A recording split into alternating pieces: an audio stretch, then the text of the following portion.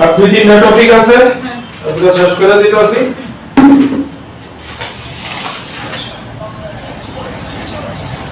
আমরা solid sphere হয়ে গেছিল, সলিড স্ফিয়ারের গ্র্যাভিটেশনাল ফিল্ড ইন্টেন্সিটি, গ্র্যাভিটেশনাল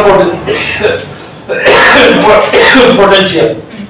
তো আজকে দিতেছে হলো স্ফিয়ার, হলো স্ফিয়ার বা শেল।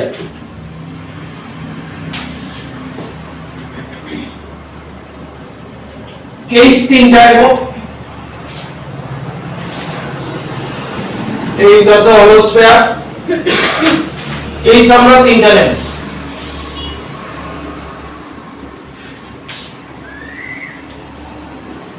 ঠিক আছে, এই রেডিয়াসটা আর, এটা হলো হলো স্ফিয়ার। যেহেতু হলো স্ফিয়ার ভিতরে কিন্তু কিছু নাই, কিন্তু তার এন্টায়ার মাস তার সারফেসে আছে, তাহলে তার মাস হলো m আর এই মাসটা হলো m। ঠিক আছে, এই ডিসটেন্সটা আমরা r নিয়ে নিলাম, তাহলে এইখানে r গ্রেটার দেন r, কোন জায়গায় এটারে r ই পাইবা, রেডিয়াস অফ পার্ট।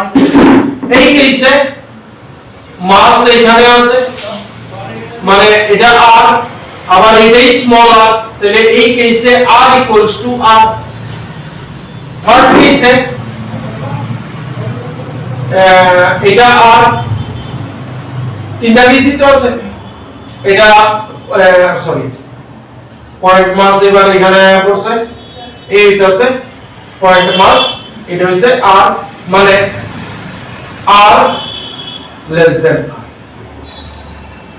ঠিক আছে, এবার গ্র্যাভিটেশনাল ফিল্ড ইন্টেন্সিটি ফর্মুলা কি? E equals to F by m।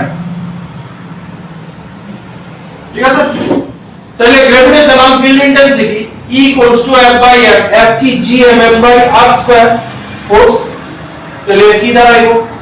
mm কাইটা দেব, gm, তাহলে এটা দাঁড়াইবো gm বাই r স্কয়ার। ঠিক আছে, এই r মানে এই r স্মল r মানে কি ডিসটেন্সে আছে, তাহলে এটা কি আইবো? এটা আইবো, এটাও আইবো gm বাই r স্কয়ার, কিন্তু r কি আইবো এখানে? এই r ও লিখতে পারি বা সেমই তো তোমরা এই r ও লিখতে পারি, একই জিনিস। ঠিক আছে, আর গ্র্যাভিটেশনাল ফিল্ড ইন্টেন্সিটি হলো স্ফিয়ারের লেখা 0, কারণ সলিড স্ফিয়ারে 4/3 পাই এর কিউব করে আছে। হ্যাঁ, এবার হলো স্ফিয়ারের ভিতরে আমার মাস আয়া করছে, হলো স্ফিয়ারের ভিতরে হলো স্ফিয়ারটা নিজস্ব মাস ভিতরে আছে। যেমন এটা যদি হলো স্ফিয়ার হয়, এটা যদি আমার হলো স্ফিয়ার হয়, তার এন্টায়ার মাস কই আছে? তার সারফেসে। এই যে আমরা ক্যাপিটাল M এর কথা কইতাছি, তার সারফেসে আছে। ভিতরে এই ক্যাপিটাল M এর কোনো পোরশন আছে কি? তাহলে ফোর্স আইবনি E is equal to কি? Actually F by m, F by m। তো তাহলে আমার তো ভিতরে মাসই নেই, ফোর্স করব কইতে না, তাহলে 0 by m মানে 0। এই হলো gravitational field intensity of hollow sphere at a different points।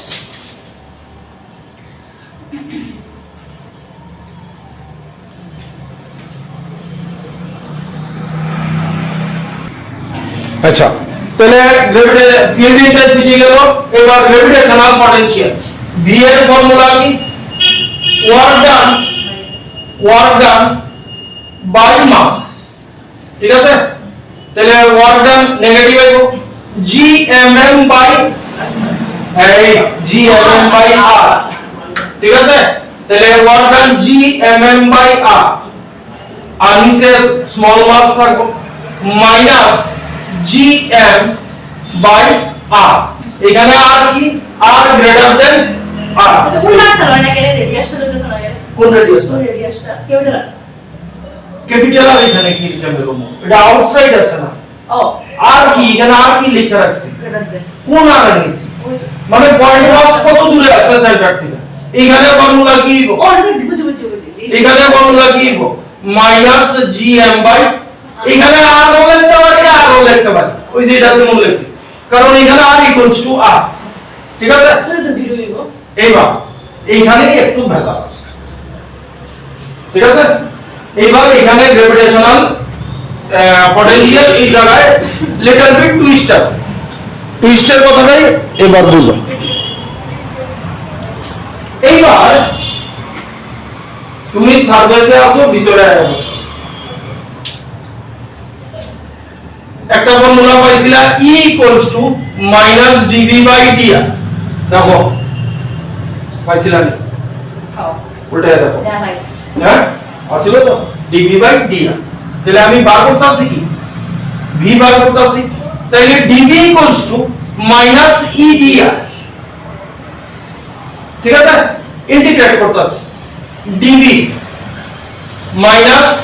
edr এবার e তো 0 তাহলে এটা 0 হয়েছে এবার আমি আসি কই সারফেসে আসি সারফেস থেকে কই যাচ্ছি আস্তে আস্তে ভিতরে আইতাছি তাহলে পরে আমার লিমিট কি হইব v সারফেসে আসি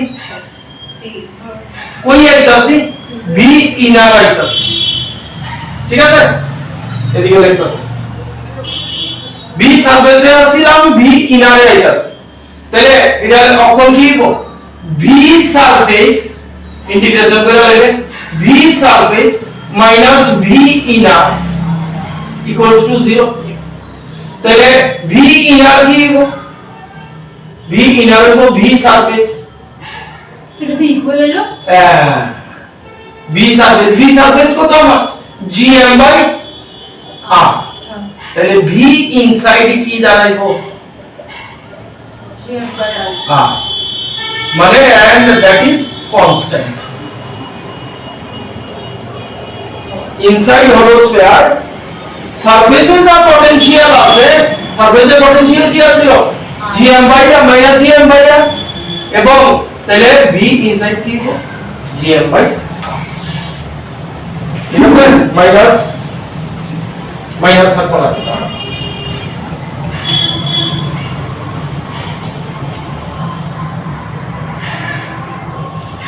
মাইনাসের ব্যাপার সবার কি মাইনাসের ব্যাপার সবার হইতাছে এই ডাইরেকশন বুঝাবে ওয়াও ওয়াট নাম্বার মাইনাস তো না